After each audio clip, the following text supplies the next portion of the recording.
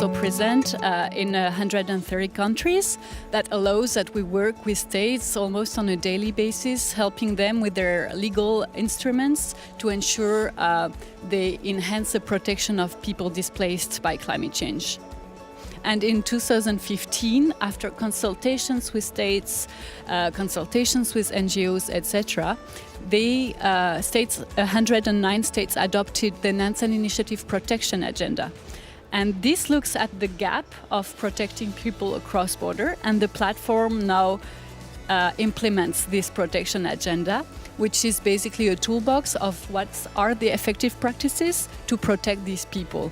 So the protection agenda and now the platform on disaster displacement really support states through workshops, for example, but also through simulation exercises on how to deal with people that cross border in climate change contexts. The paragraph 49 of the Paris Agreement provides for the creation of a task force on displacement.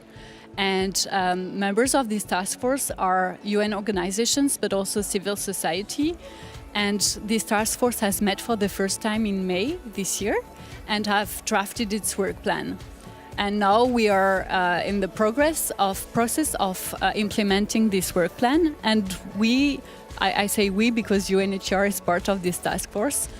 We are mandated by the Paris Agreement to draft recommendations on integrated approaches to avert, minimize and address displacement in the context of climate change. So that's for us one part of the work plan of the Paris Agreement.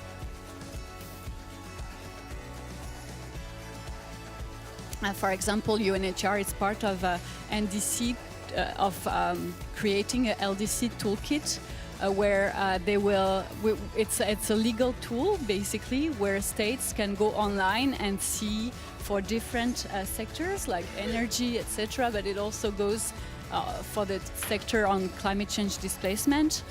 They can see, for example, draft laws or draft policies that exist in other countries that they can use, or also templates that they can use for their own national NDCs, etc., ensuring that they are gonna include all these themes in their NDCs.